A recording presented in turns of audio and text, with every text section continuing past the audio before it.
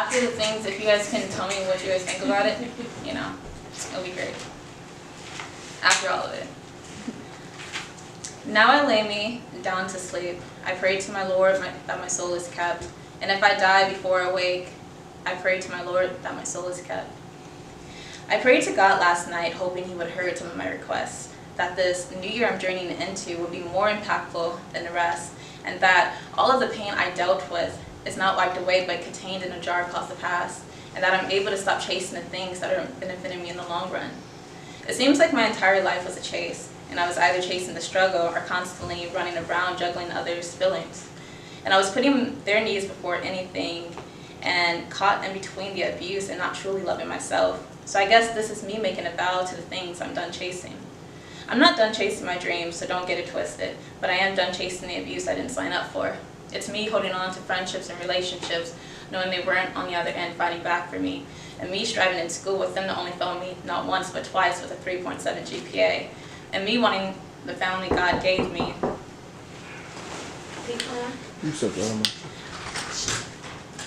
It's me wanting the family God gave me, yet them constantly proving that their DNA, that their blood doesn't make love in DNA, and me telling people I don't have a father but begging for Him to love me day to day.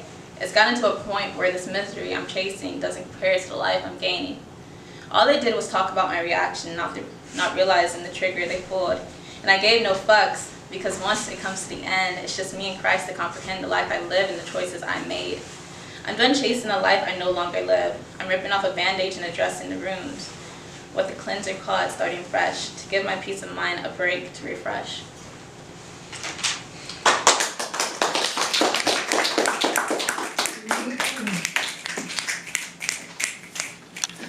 This one's called Empty Promises. I have to move on from this constant race, trying to change things that are no longer the case. Begging for those empty promises to one day be fulfilled is not my fault, but it is. It gave my hope a thrill. It couldn't have just been a desire void, an ongoing cringe, my body was annoyed. And once again on this day you found a way so simple, you knew how to turn my life gray. I'm not sure if many cared about my education, yet everyone's waiting to attend my graduation. So many damp the process, moving their pawns as if we're playing chess to not progress. Promises upon anticipation, once was a right, yet look at the creation. Those empty promises going all through my head, trying to remember the last thing it said. I prayed and you stole. You strayed and I was left not whole. You require so much of me, yet the obvious you cannot give to ye. Maybe it was supposed to be like this. It just hurts me inside and makes it hard not to reminisce. Just let me open up a briefcase and try to embrace all the challenges that took place. But would that help, or would I end up needing an Advil? Just donate my heart to Goodwill, because whatever healing process I went through was destroyed. And there's nothing I could have really avoided.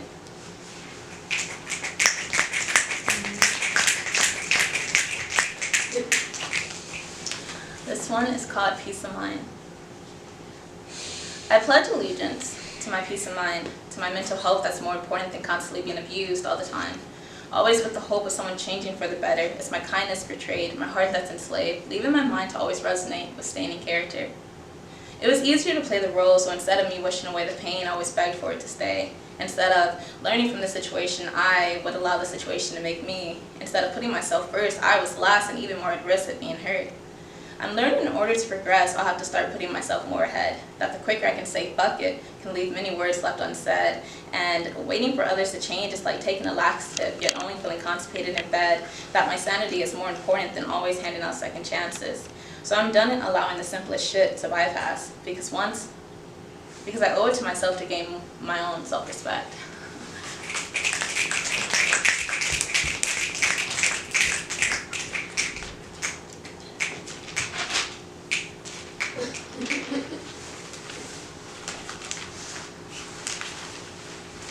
Guess I'm gonna read them all. I'm going through them quick.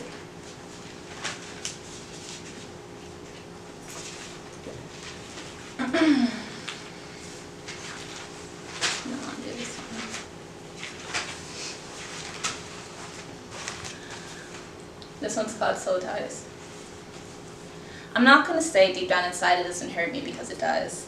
The thought of losing you makes my mind cringe. It makes me second think every decision I made, because am I sane enough to give it all up, or is it me protecting my heart for the long run? I swear the last time I saw you, it would be it. That our initial goodbyes would be the last time, but we're two ex-lovers still compelled to one another. I'm not sure when to cut our ties, or even if it's possible after the many tries. I'm assuming our souls are connected somehow, right? It'll be easy to just walk away and erase the pain, be forgetful about everything that was created, but this immense attraction, the always craving, has me circling down a dark hole that I never thought I'd be chasing. Could I just cut the strings and stop the wasting of time? How did I assume we were soulmates when our lustful actions said otherwise? I was addicted to your love language as I lied to everyone I knew, because how do you go back to the same person that hurt you? And no, I don't regret any of the lies, nor the pain, or the envy I despise. It's my growth that's the ultimate prize, and I will respect that life will be different between our eyes. And yes, I hope you find that love that you're chasing, and I come to the acceptance to the sins I started erasing. Just don't fuck up, because our souls are mysteriously connected, and the loss to you will be one to me too.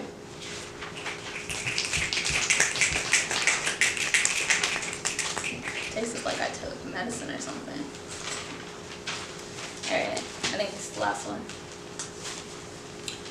It's called Temporary Satisfaction. I've worked real hard for this one. Just little public experiments. You are just temporarily satisfied with the way I look, and your three-worded lingo is now misused and misunderstood, that immense attraction was only physical, and it'll be hard for you to think anything other than a typical. And even if I tried to prove myself otherwise, that I'm not a piece of meat passed through the choir, would your satisfaction only be valid until there's a new desire? I'm curious on what you may like about me, because if love at first sight is true, why are your eyes drooling with lust as your man down there magically grew? Like, I'm not upset, but can your lustful attraction stand elsewhere, somewhere that's useful for both of us in the meantime? If I was looking for a temporary love, wouldn't you think he'll be here already? Complimenting my ass, only calling me in the late hours, never caring about what I was doing, yet only caring about what I was doing for the night. His fantasy would be beyond me.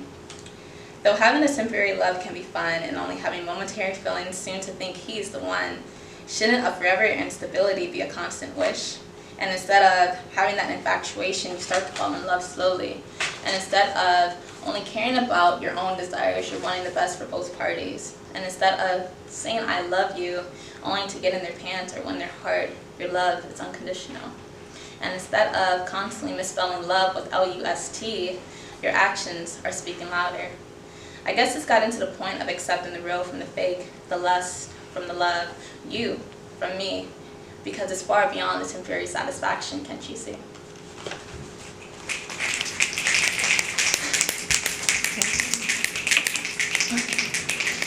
So the little album's going to be called Finding Myself. It's me going on a little journey, finding and growing within. So what do you guys think?